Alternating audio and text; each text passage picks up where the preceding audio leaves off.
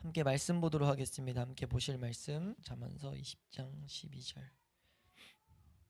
잠언서 20장 12절 우리 한 절만 한번 보도록 하겠습니다. 함께 읽습니다. 시작.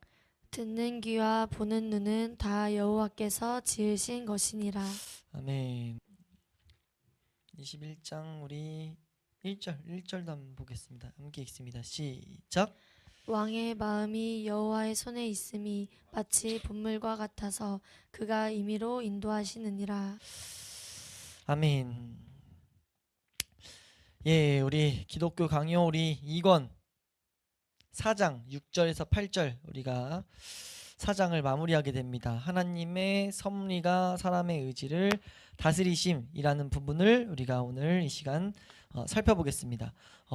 긴 분량이 있다면 이렇게 짧은 분량도 있어줘야 되는데 짧은 분량이 어려우면은 이게 참 곤란한 이게 또 나누고 봐야 될 것들이 많아지지만 이건 사실 1에서 5절에서 말했던 내용의 연장이에요. 조금 연장입니다. 근데 우리가 이거를 꼭 그래도 구분지어서 볼 필요가 있어서 생각을 그래도 하기를 바래서 이 교재는 이런 구분을 두고 있기 때문에 우리가 이거를 나눠서 지금 보게 됩니다.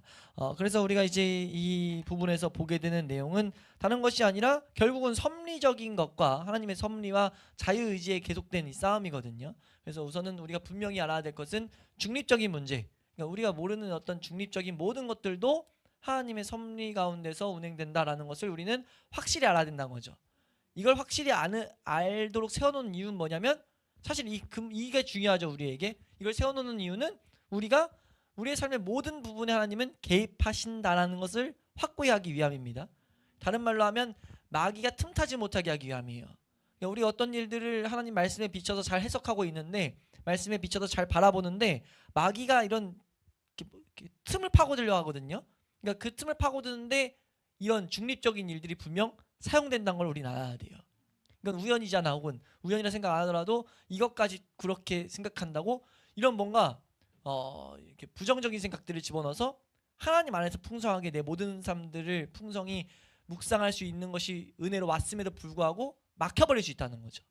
그 문제점을 이 믿음의 선배였던 칼빈은 분명하게 보고 있었다는 겁니다. 그래서 이 부분을 정확히 세워놓고 있다는 거죠. 그래서 여기서 텍스트는 읽으시면 다 이해되는 부분이니까 여기서 정리를 잘해야죠. 딱 중간 6절의 딱 중간에 중간 문단 그러나 동시에 그 문장을 보면은 우린 이렇게 알아야 된다. 뭘 알아야 되냐? 우리에게 유익이 된 것을 선택하고 의지가 기울어지든 반대로 해가 될 일에 대해서 우리가 그것을 삼가든 그거는 은혜가 개입되었다라는 걸 우린 분명히 알아야 된다는 거. 이게 사실 앞에서 살펴봤던 내용들이에요. 은혜가 개입돼서 의지와 우리의 모든 그런 부분까지 은혜로서 도움을 받는다라는 것들을 보았죠. 근데 거기서 그치지 아니하고 우리 한번 보겠습니다. 이제 383페이지 하나님의 섭리가 어디까지 개입되는가 하면은 세 번째 줄 사실 인간사가 되어지는 보이셨어요? 한번 읽어보겠습니다. 시작. 사실 인간사가 되어지는 것을 그저 인간의 눈으로 보면 그것들이 사람의 처분에 맡겨져 있다는 것을 의심할 수가 없다. 그러나 이 문제에 있어서도 사람들의 마음이 하나님의 다스림을 받고 있음을 선포하는 성경의 여러 구절들의 귀를 기울이면 인간의 선택이 하나님의 특별하신 영향력에 굴복하여 있다는 것을 인정하지 않을 수가 없는 것이다. 네, 우리가 인간의 눈으로 보면요, 우리 이성으로 생각하면 중립적인 문제는 도저히 어떻게 봐도 하나님의 섭리 가운데 있다라는 것을 우린 볼 수가 없어요. 근데 우리가 성경의 눈으로 보면은 성경에서 설명해주는 이걸 몇 가지를 말씀을 보다 보면 그런 모든 부분에도 하나님이 개입하시는구나를 알 수 있다는 거죠. 그래서 우리 7절로 넘어가 보면 그 자유로운 선택을 다스리시는 이런 내용들을 말하는데요. 세 번째 줄 곧 하나님께서는 원하실 때마다 한번 읽겠습니다. 시작. 곧 하나님께서는 원하실 때마다 언제라도 그의 섭리로 역사하셔서 심지어 외부적인 일에서조차 사람들의 의지를 이리저리 기울게 하시며 그들이 자유로이 선택한다 할지라도 그것이 하나님의 뜻에 다스림을 받는다는 것 말이다. 네. 지금 어떤 외부적인 일이라도 그들이 자유롭게 막 선택을 자유로의 전제는 죄 가운데 막 선택을 하죠. 근데 그 가운데도 하나님의 섭리는 분명 있다라는 걸 알아야 된다는 거예요. 그래서 7절의 시작이 6절에서 이제 말씀드릴 몇 가지 보는 것들이 다 특수한 신뢰가 아니냐? 이건 특수한 하나님의 인도하시는 과정에 있는 사람들만 말하는 거지. 이게 어떻게 중립적인 것까지 포함이야? 라고 했을 때 하나님이 선택한 백성들을 인도하시기 위해서 다 연결되어 있기 때문에 아무리 중립적이라고 해도 요즘엔 더 이게 명확해졌잖아요. 예, 지구촌 시대라고 하잖아요. 지금 이 세계를 지구촌 시대라고 하는 게 뭡니까? 왜 지구촌 시대라고 해요? 이제 밝혀져서 다 하나라는 거죠. 다 영향을 끼친다는 거예요. 여기서 있는 일도 저기서 영향을 끼치고 우리만이 안 된다는 거죠. 만약 내가 속해 있는데 내가 아무리 영향 안 받는다고 해도 만약 우리 동네에서 어떤 중립적인 진짜 세상에 속해 있는 사람들이 뭔 행위를 했어요. 영향을 받을 수밖에 없다는 거죠. 뭔가 법을 바꿔요. 우리 상관없이 법을 만들어줬더니 지금 그걸 치니까 막 차별금지만 막아야 된다 뭐 하고 있는데 사실 그게 우리가 보이지 않는 곳에서 영향을 끼치고 있던 거란 말이에요. 그럼 그걸 하나님이 개입 안 하는 게 우리의 삶의 모든 것을 관여한다라고 하는 거에 성립이 되겠냐는 거죠. 안 되잖아요. 우리 삶에 내 삶에 믿는 자들의 삶에 다 관여하시고 선한 길을 인도하시는데 그걸 방치한 상태에서 그게 아무런 손길이 없는 상태에서 내 삶만 이렇게 관여하면 그게 정말 말씀대로 전지한 능력으로서 우리를 끌고 가실 수 있냐고요. 안 돼요. 그러니까 하나님은 그것도 분명 개입하고 계세요. 개입하셔서 뭐 하도록요? 우리 믿는 하나님이 선택한 백성들에게 더욱더 올바로 은혜를 풍성히 누릴 수 있는 길로 가도록 하나님은 일하고 계신다는 거죠. 그걸 우리 믿는 자들은 봐야 된다는 거예요. 예, 그래서 나에게 어떤 일이 끼쳐졌어요? 무조건 하나님이 어떤 개입이 있다는 것을 우리는 바라볼 수 있어야 된다는 거예요. 그 선하신 뜻 가운데 찾아가야 된다는 거죠. 그래서 우리 오늘 본문 말씀을 읽었던 것을 이 7절에서 말하는데 듣는 귀와 보는 눈은 다 여호와께서 지은 것이다 라고 한 건 이걸 설명하죠. 이건 그냥 듣는 귀 보는 눈을 지었다는 것으로 설명하는 게 아니고 왜냐하면 그거는 당연히 지은 거니까 그렇다고 보고 있었는데 이걸 딱 언급한 이유는 뭐라고 말하죠? 특수한 기능 우리가 듣게 되는 것 보게 되는 모든 것들은 하나님이 지으신 것이다. 지으신 것은 무슨 표현이에요? 하나님이 통치하시고 하나님의 것이다라는 거거든요. 이 표현은 분명히 이 눈으로 듣고 보고 하는 모든 것들에 하나님의 손길이 들어가 있다라는 것들을 성경은 우리에게 보이고 있다는 거죠. 그러면서 이 21장 1절에도 이런 표현을 쓰죠. 왕의 마음, 왕이라는 그 사람은 뭡니까? 나라를 통치하는 자예요. 모든 것에 영향을 끼치는 자죠. 그 왕의 마음도 여호와의 손에 있다라는 걸 표현하면서 뭐라고 말합니까? 이것은 본물과 같다. 본물이 뭐예요? 이게 막아놓은 물이에요. 원할 때 열었다 닫았다 쓸 수 있는 물이에요. 통제가 가능한 물이라는 거죠. 그러니까 마치 이와 같다는 거죠. 그 통제 가능한 큰 상태에 통제 가능한 상태에 있는 거와 같다. 하나님이 통제하셔서 우리에게 반드시 영향이 온다는 것은 하나님의 통제 가운데 이루어진 일이다 라고 우린 분명하게 이해해야 된다는 거예요. 무슨 말인지 이해가 되시나요?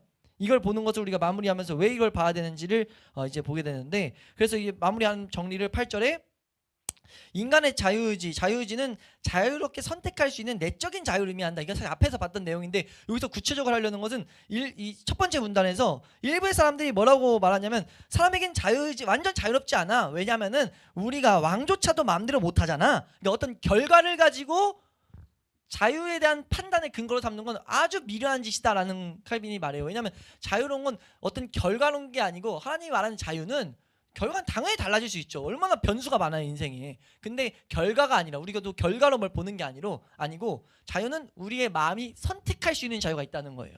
우리가 그래서 그 단지 문제는 앞에서 봤던 것처럼 죄 가운데 있기 때문에 자유롭게 선택해 빠졌다 다신 거예요. 하나님의 은혜 안에만 있어야 뭘 선택해도 은혜의 길이기 때문에. 그래서 우리는 은혜의 길 가운데 있어야 된다는 거죠. 거룩하고 흠이 없게 자라가기 위해선 뭐밖에 답이 없습니까? 은혜의 길 가운데 서 있는 것밖에 답이 없죠. 선택지가 그거밖에 없어야 되는 거예요. 근데 우리는 이제 우리가 감사하게 우리의 의지를 중생시켜서 하나님이 그것들을 바라보게 하고 선택하게 하고 악한 게 이제 점차 그런 은혜들로 은혜 가운데만 있다 보면 은혜로 우리가 우리의 힘을 빼고 걷다 보면 어떤 은혜가 발생돼요? 하나님의 은혜를 맛보게 돼서 위의 것들에 대한 값어치를 알게 돼서 그 뒤에 장성한 분량이 되면 악한 것들이 와도 이제는 우리는 우리의 의지가 하나님의 은혜로 이렇게 새롭게 창조되어 가지고 하나님의 것들을 선택하고 기뻐하는 그 길에 나아가게 되는 거죠. 우리 신앙생활이 그렇게 이루어진단 말이에요. 근데 우선은 우리가 그런 걸음을 걷기 위해서 나아가야 되는데 방해가 되는 것은 이런 가르침을 계속 준다는 거예요. 우리가 자유롭지 않다 뭐 이런 하나님을 우리가 찬양하는 데 있어서 우리가 하나님의 은혜의 길을 선택하는 데 있어서 가로막는 이런 사상들이 계속 들어와 있다는 거죠. 은혜만을 선택하지 못하게 하는 어떤 작용들. 제가 정리해 놓은 건 이겁니다.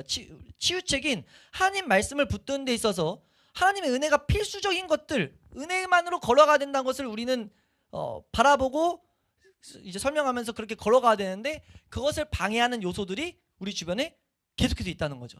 그리고 가장 치명적인 건 그 안에 작용되는 건 자기 의지예요. 오전 예배 때도 본 것처럼 내 의지적으로 행동하는 것, 내 행동에 자꾸 내 소유권을 주장하는 것. 그게 지금 우리가 살펴본 이런 내용과 짬뽕돼 있다는 거죠.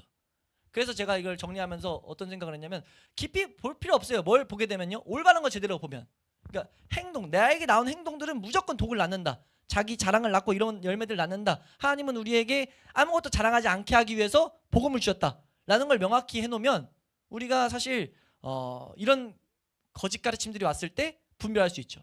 네. 근데 거짓 가르침이 이렇게 둔갑해가지고 하나님 우리에게 자유를 주셨는데 우리가 뭘 해야지 뭐 이런 식으로 와서 우리의 의지들을 막 이렇게 개선해서 써야 된다 이런 식의 생각들을 주는데 이렇게 계속해서 영향을 끼치는 게 어떻게 보면 3장 4장 2권에서 있었던 내용들이 다 거기 영향을 미치고 있습니다. 그래서 한번 말씀드렸죠. 저번 시간에 하나님이 치유책을 주시는데 방해되는 것들을 지금 칼빈이 하나씩 다 언급하고 있다고. 거기서 지금 스쳐 지나간 내용인 것을 우리가 보시면 됩니다. 그래서 우리가 이 가르침 앞에서 생각해야 될 것은 우리가 하나님 말씀을 붙드는 데 있어서 은혜가 정말 필수인데 은혜의 길에 서 있어야 되고 은혜로 공급받아서 걷는 건데 오직 은혜인데 오직 은혜로 하지 않게 하는 그런 생각들, 가르침들, 그런 유혹들이 우리의 길 앞에 계속 놓여 있구나. 우리는 그런 유혹을 당하지 않아야 되는구나를 정확히 구분지어서 우리가 세워놓고 걸어갈 때 그런 공격들이 발견되면 너무 기쁘고 감사한 이런 내용들이 되겠죠. 이 분들의 가르침이 그런 감사가 우리의 삶 가운데 더욱더 보일 수 있기를 소망합니다.